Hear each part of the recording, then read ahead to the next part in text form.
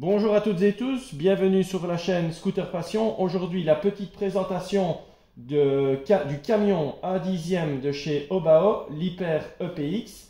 Alors, je vais vous montrer ce qu'il y a dans la boîte et les petites particularités de ce véhicule RC A10e. Alors, on y va, on ouvre la boîte. Qu'est-ce qu'on va retrouver dans la boîte? On retrouve évidemment la notice, le kit d'autocollant pour la carrosserie. On retrouve la carrosserie, donc qui est en deux parties avec la cabine qui viendra se monter par le dessus. On retrouve les petits tirants pour venir fixer la cabine sur la partie inférieure de la carrosserie. On retrouve des petites clés, on retrouve du nécessaire de fixation, les clips pour la carrosserie et on retrouve également un pignon moteur de 15. Donc ce pignon, vous pourrez également obtenir d'autres pignons directement sur le site. Vous verrez lorsque je vous mettrai la fiche produit en dessous de la vidéo. Alors, voilà évidemment le plus important, le châssis. Alors, comme vous constatez, le camion arrive déjà monté. Donc, il est entièrement monté à l'exception. Donc, vous voyez que les jantes sont présentes ici, des pneus que vous retrouvez ici en dessous. Alors, pour être honnête avec vous, les pneus, ils donnent très bien visuellement. Pour une utilisation loisir, ce sera très bien également. C'est très réaliste avec les jantes qui sont fournies. Concrètement, pour rouler sur la piste, il vous faudra donc des pneus plus spécifiques sur la piste et nous recommandons des pneus mousse et nous proposons également donc en lien en dessous de la fiche produit que vous retrouverez en dessous de la vidéo, des pneus mousse qui sont plus spécifiques pour la piste. Parlant de pneus, je peux déjà vous dire qu'au vu de la répartition des masses sur le châssis, on aura une contrainte qui sera plus importante sur le train arrière. Et le train arrière au niveau de la transmission, c'est également le train qui est le plus important puisque le moteur sera situé dans le dernier tiers de la partie arrière du châssis. Et donc, contrairement à ce qu'on fait habituellement, on va avoir donc des pneus qui vont être un petit peu plus tendres à l'arrière qu'à l'avant. Donc ça, c'est un peu la particularité du camion avec la cabine qui va avoir une prise au vent plus importante ici sur la partie avant. L'expérience montre que des pneus plus souples à l'arrière, plus tendres à l'arrière qu'à l'avant donnent un comportement plus intéressant à utiliser sur piste. Alors, qu'est-ce qu'on a? On voit que c'est une transmission 4 roues motrices avec position du moteur à l'arrière. C'est une couronne 39 dp, donc en tenir compte pour la commande de votre pignon.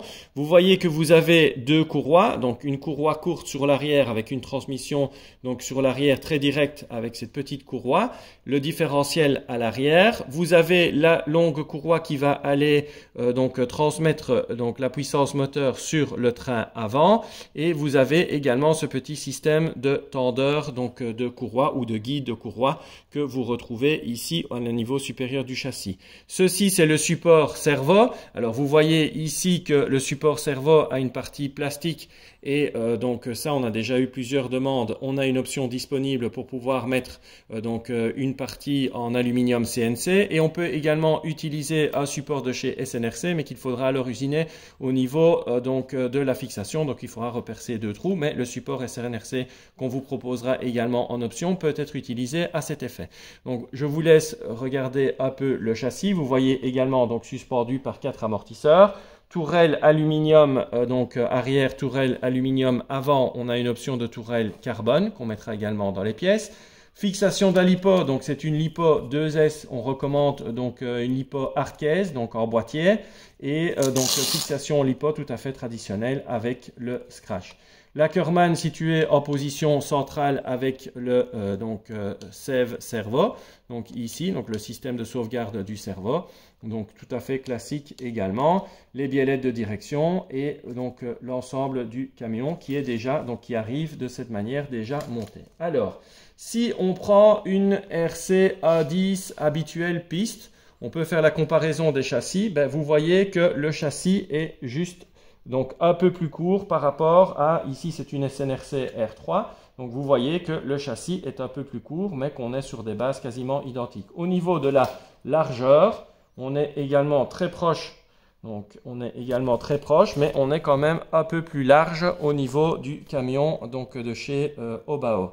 Voilà, donc on peut comparer les deux châssis.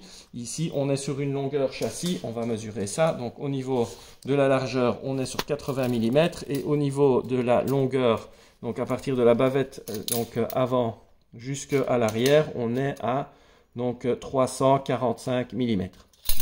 Au niveau de la largeur, on va mesurer la largeur.